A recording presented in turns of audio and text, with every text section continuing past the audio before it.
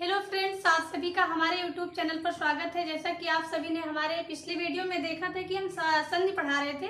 संधि में स्वर संधि, व्यंजन संधि और विसर्ग संधि पढ़ाए थे, यानी कि वो चैप्टर पूरा हो गया था। तो आज हम समास के बारे में देखेंगे और ट्रिक के माध्यम से समास के बारे में जानेंगे, हल करेंगे।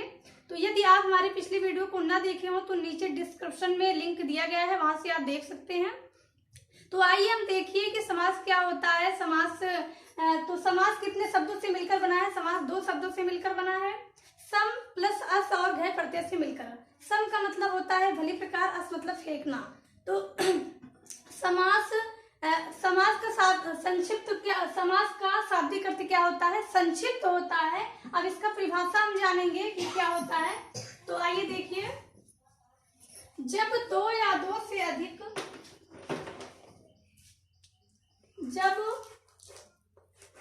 जब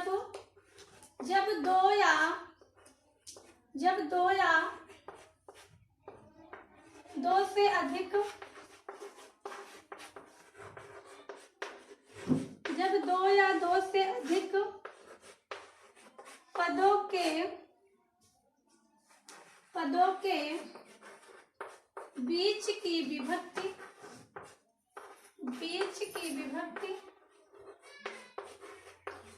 की विभक्ति अथवा योजक पदों को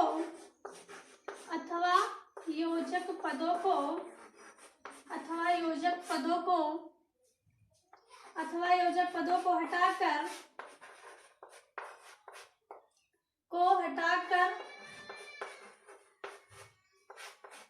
एक संक्षिप्त पद बनाया जाता है। एक संक्षिप्त पद बनाया जाता है। संक्षिप्त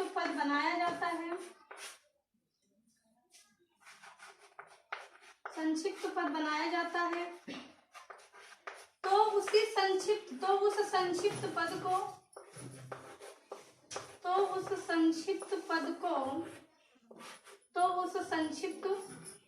पद को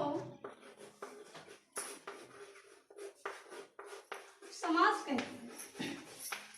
क्या कहते हैं? समास कहते हैं।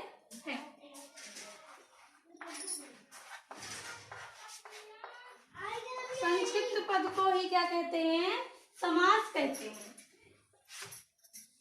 अब समास जैसे क्या पूछा जाता है कि संधि में दो वर्णों का मेल होता है या समास में दो वर्णों का मेल होता है। तो यानी कि यहाँ जो है अंतर पूछा जाता है। तो संधि में दो वर्णों का मेल होता है, समास में तो होता नहीं है। तो आपको ये बताना है कि समास में क्या होता है।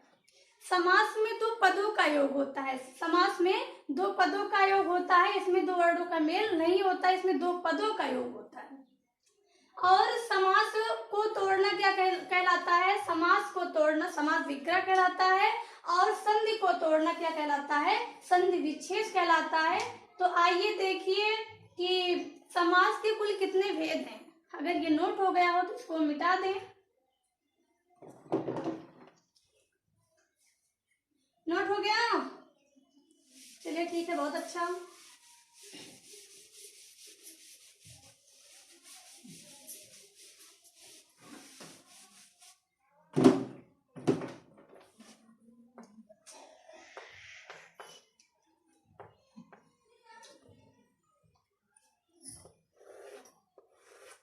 समास के भेद। तो समास के कुल कितने भेद हैं उसको हम जानेंगे। समास के कुल 6 भेद हैं। समास के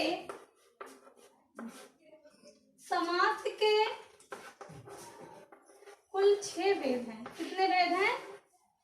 6 भेद।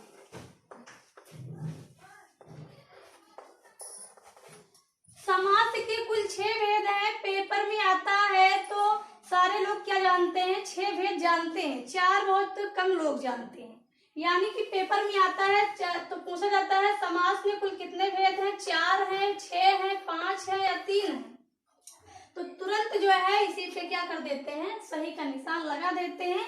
यानी कि कुल अगर पूछा जाता है तो सही है, लेकिन कभी कभी क्या पूछ लिया जाता है कि समास के मुख्य रूप से कितने भेद हैं, तब भी क्या है उनको कुल पता रहता है, लेकिन वो प्रश्न को सही से नहीं पढ़ते हैं, इसीलिए फिर क्या कर देते हैं, इसी पर फिर टिक लगा देते हैं।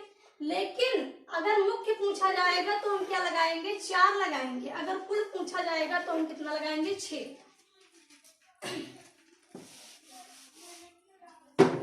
तो समास के मुख्य कितने भेद होते हैं, समास के मुख्य कितने भेद होते हैं, 4 भेद होते हैं, 4 भेद होते हैं, 4 भेद होते हैं। ठीक है, अब हमको क्या जानना है कि कभी कभी हाई स्कूल में या इंटर में पूछा जाता है कि समास के कुल कितने भेद हैं, उसके बाद में पूछा जाता है भेदों के नाम लिखिए, यानी समास के कुल भेदों के नाम लिखिए। तो अगर आप भेद के नाम जानेंगे या भेद के नाम जानेंगे तभी लिख पाएंगे, या कहीं आप पेपर देने गए वैसे भी तो आप ट्रिक के माध्यम से जाने रहेंगे या किसी को आप बता भी सकते हैं। तो आइए देखिए ट्रिक के माध्यम से समास के प्रकार। समास के भेद तो हो गए, लेकिन चलिए ठीक है, तो समास के प्रकार आप कैसे लिखेंगे, आप ट्रिक एक लिखेंगे कि अब तक दादा।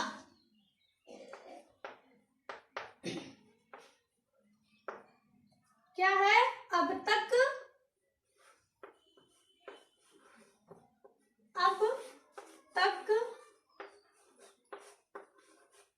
दादा।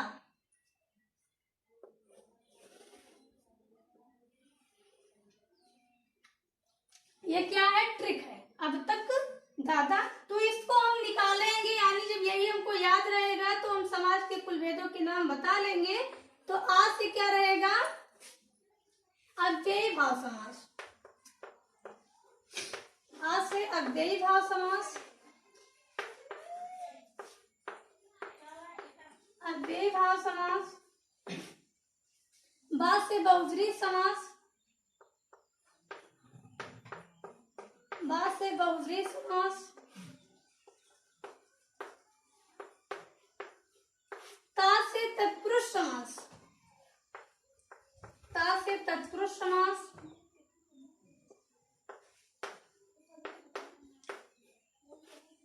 का से कर्मधारय समास, कर्मधारय समास।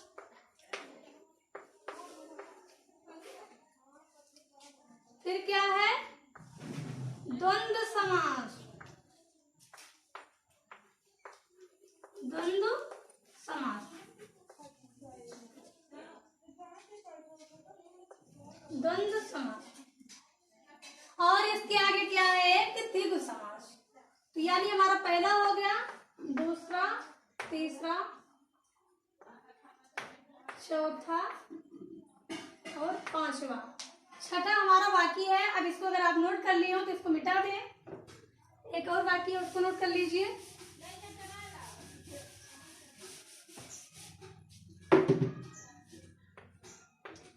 क्या है, द्विगु समास।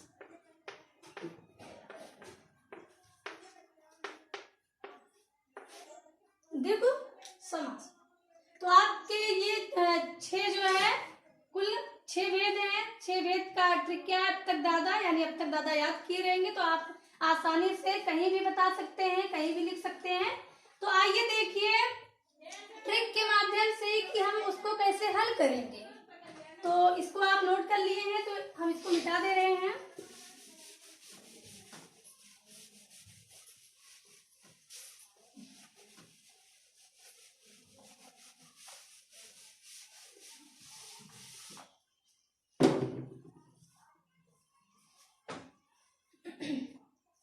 लिखिए, द्वंद्व में और छिपे,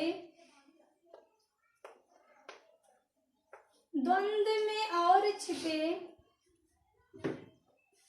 द्वंद्व में और छिपे। ट्रिक है, क्या है, ट्रिक है।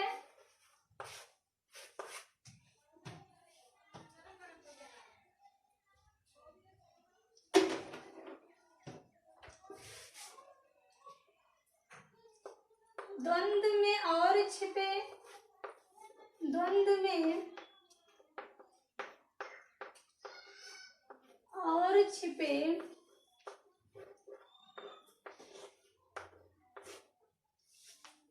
दिगु में गणना पद आवत है, दिगु में गणना पद आवत है, दिगु में गणना पद आवत है,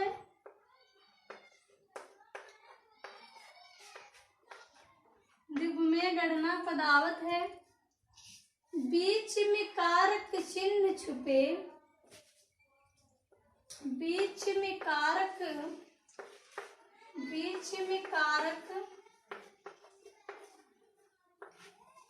चिन्ह छुपे, बीच में कारक चिन्ह छुपे, तत्पुरुष समास कहावत है, तत्पुरुष समास कहावत है, तत्पुरुष समास कहावत है। अव्ययी में पहला पद, अव्ययी भाव में पहला पद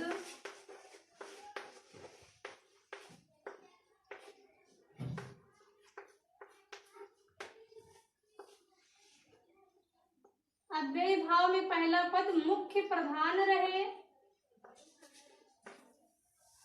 मुख्य प्रधान रहे,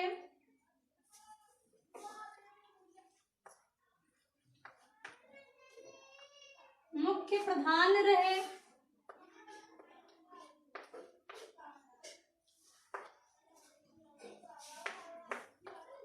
देखिए क्या है, द्वंद्व में और छिपे, दिगु में गणना पद आवत है, तो इसमें हम क्या करेंगे, द्वंद्व में और छिपे, क्या छिपा रहता है, और दिगु में गणना पद आवत है, यानी कि गणना, गणना मतलब गिनती, यानी दिगु में क्या छिपा रहता है, गणना यानी गिनती, और बीच में कारक चिन्ह छुपे। जब कारक चिन्ह छुपा रहेगा तो हमारा कौन सा समास कहलाएगा, तत्पुरुष समास। और करें अव्ययी भाव में पहला पद मुख्य प्रधान रहे, यानी कि इसमें पहला पद क्या होता है, प्रधान होता है, मुख्य जो है मुख्य प्रधान होता है। अब फिर इसके आगे क्या है, अगर इसके आगे है कर्मधारय में विशेषण विशेष रहे, अगर इसको आप नोट कर लिए हो तो इसको मिटा दें, आगे लिखिए।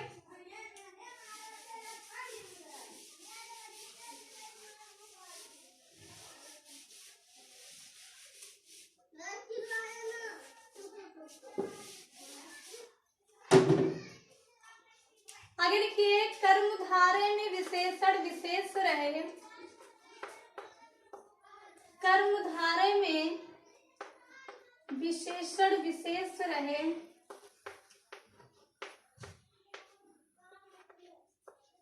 विशेषण विशेष रहे, विशेषण विशेष रहे। बहुव्रीहि में अन्य पद प्रधान रहे, बहुव्रीहि में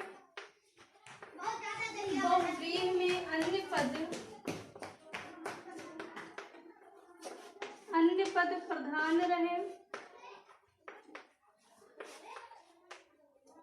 बहुव्रीहि में अन्य पद प्रधान रहे।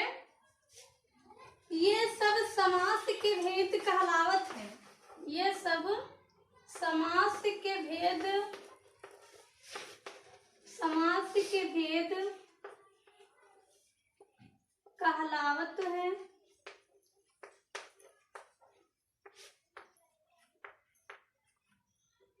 आपका ये ट्रिक है, आप ट्रिक के माध्यम से इसको बहुत आसानी से पढ़ सकते हैं। तो इसमें क्या है, कर्मधारय में विशेषण विशेष रहे, यानी कर्मधारय में हमारा क्या होता है, विशेषण और विशेष से होता है, ठीक है। फिर क्या कह रहे हैं, बहुव्रीहि में अन्य पद प्रधान रहे, यानी कि बहुव्रीहि में हमारा क्या होता है, अन्य पद प्रधान होता है। और ये सब समास के भेद कहलाते, यानी जितने ट्रिक हम बताए वो सब क्या कहलाते हैं, समास के भेद है, अन्यथा वो कुछ नहीं है, समास के भेद है, ठीक है। तो इसको अगर आप याद किए रहेंगे तो आसानी से कहीं कर सकते हैं। और फिर आगे इसके देखिए कि द्वंद्व में और छिपे, यानी कि अब जैसे ट्रिक के माध्यम से हम ट्रिक बताए हैं, तो ट्रिक के माध्यम से आप उसको बढ़िया से हल करना जानेंगे। चलिए आगे देखिए,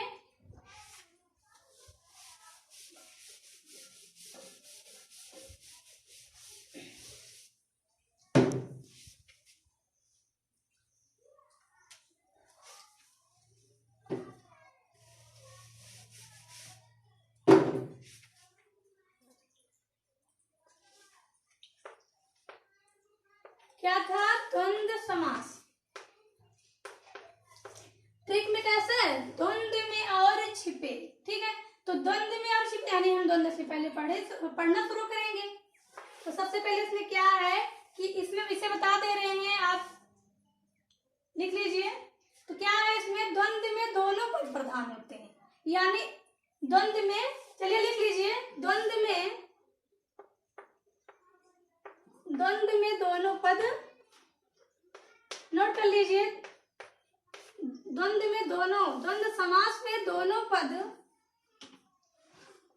पद प्रधान होता है। दोनों पद क्या होता है? प्रधान होता है।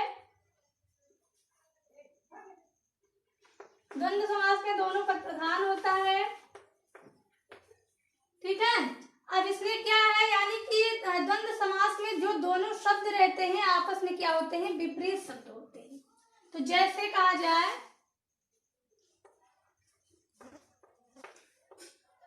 जैसे कह दिया जाए कि माता और पिता, माता और, पहले तो पेपर में आएगा तो सबसे पहले ऐसे आएगा, पूछा जाएगा कि इसमें कौन सा समास है, तो आप आसानी से जब पढ़े रहेंगे तो बहुत आराम से हल कर सकते हैं। कैसे? क्यों? क्योंकि यहाँ पे क्या है, इसको आप ध्यान दीजिएगा कि ये किस चीज का चिन्ह लगा हुआ है। तो आप सबसे पहले जान रहे हैं योजक चिन्ह लगा है, उसके बाद में ये भी जान रहे हैं कि आपस में विपरीत शब्द है। माता का विपरीत शब्द क्या होगा? पिता होगा। तो यानी कि इसमें लिखेंगे माता और पिता, माता और पिता, माता और पिता। फिर जैसे कहा जाए कि भाई और बहन, भाई बहन, तो इसमें आप क्या करेंगे? भाई और बहन।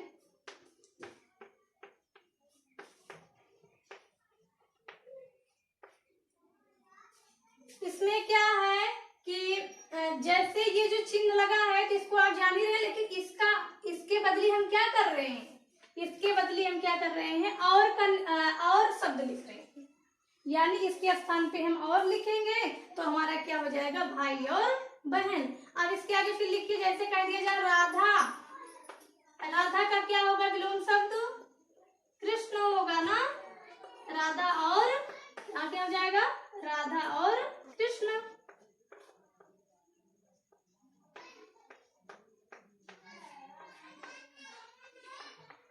राधा और कृष्ण, तो समझ में आया? इसके आगे थोड़ा और उदाहरण नोट कर लीजिए। इसको ये आप लिख लिए तो इसको मिटा दें।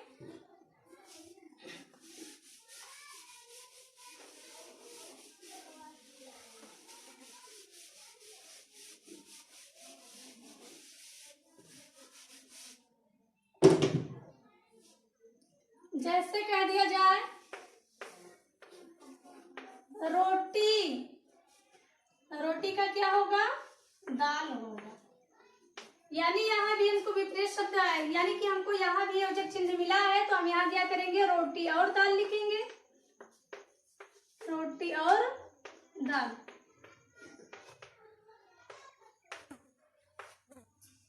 रोटी और दाल। जैसे कह दिया जाए भला बुरा, भला बुरा, तो इसमें क्या है? भला या बुरा, भला या बुरा, भला या बुरा। चलिए ठीक है, तो यानी आप सब यहाँ जो है समझ गए हैं कि जो योजक चिन्ह लगा है इसके बदले हमारा क्या हो जाएगा? और हो जाएगा। और कहीं कोई शब्द रहेगा अगर योजक चिन्ह लगा रहेगा, विपरीत शब्द रहेंगे तो जान लीजिए वहाँ कौन सा समास है? द्वंद्व समास। अब आगे चलिए, द्वंद्व में और छिपे द्विगु में गणना पदावत है, यानी कि अब इसके आगे आप क्या पढ़ेंगे? द्विगु समास पढ़ेंगे। तो ये आप नोट कर लिए हो तो मिटा दें। बहुत अच्छा, नोट कर लिए हैं।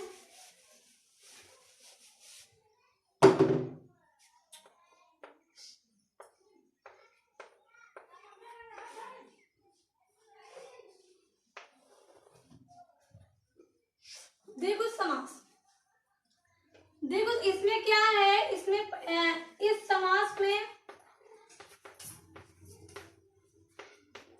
जिस समास में पहला पद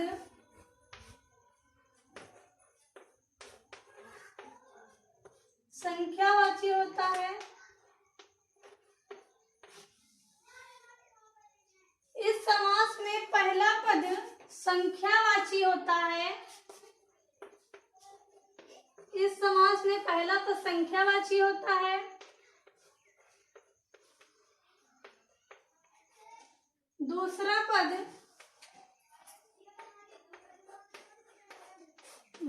पद संज्ञावाची होता है। दूसरा पद क्या होता है? संज्ञावाची होता है।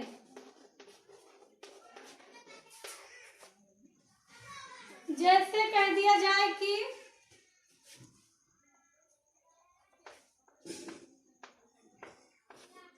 अब इसका द्विगु समास का परिभाषा क्या है? इस समास में क्या होता है? यानी कि जिस समास में, अरे भाई इस समास में नहीं, क्योंकि अब ये तो है नहीं कि, चलिए ठीक है, तो चाहे इस लिखे चाहे जिस लिखे एक ही बात है। जिस समास में पहला पद संख्यावाची होता है और दूसरा पद क्या होता है? संज्ञावाची होता है, उसे क्या कहते हैं? द्विगु समास कहते हैं। जैसे कह दिया जाए कि दोपहर, क्या कह दिया जाए? दोपहर। जैसे कह दिया जाए कि दोपहर, तो इसमें क्या है? इसमें क्या है? दो है, यानी कि जिस समास में पहला पद संख्यावाची हो, ये हमारा क्या है? संख्यावाची है कि संज्ञावाची है? संज्ञावाची तो नहीं है ना, संख्यावाची है, तो इसीलिए हमारा क्या है? और ये पहला हमारा संज्ञावाची है, तो इसलिए क्या हो गया? दो पहरों का समूह, दो पहरों का समाहार। चाहे समाहार लिखे चाहे समूह लिखे, दो पहरों का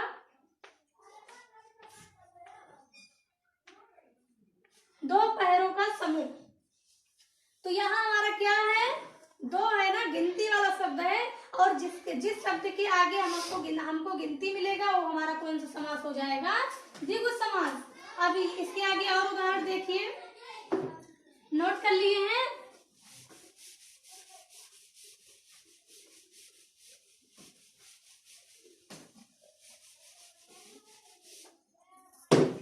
जैसे कह दिया जाए चौराहा। चौराहा में क्या है? चौ तो निकल रहा है, यानी गिनती वाला शब्द है ना, चौराहा। तो सीधी सी बात है, हम कहते हैं भैया चलो चौराहा, तो वहां क्या है कि चार राह रहता है ना, इसीलिए हम उसको चौराहा कहते हैं। तो यहाँ हम जब विग्रह करेंगे तो क्या हो जाएगा? चार राहों का समूह। चार राहों का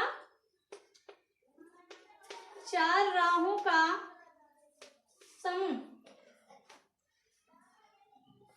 चार राहों का समूह।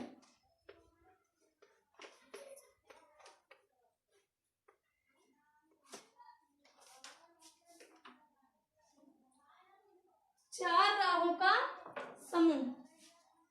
जैसे कह दिया जाए तिरंगा। जैसे कह दिया जाए तिरंगा, इसमें क्या है? इसमें क्या निकल रहा है? तीन रंगों का समूह। तीन रंगों का समूह। जैसे कह दिया जाए नवरात्रि। नवरात्रि, नवरात्रों का समूह।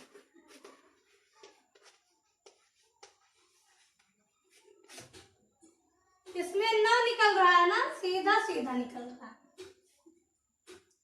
नो, यानी कि जिस समास में पहला पद संख्यावाची हो, दूसरा पद संज्ञावाची हो, उसे हम क्या कहते हैं? द्विगु समास कहते हैं। और अब इसको आप आराम से हल कर सकते हैं। आगे देखिए, जैसे कह दिया जाए त्रिफला। त्रिफला, इसमें क्या है? तीन फलों का समूह। तीन फलों का समूह।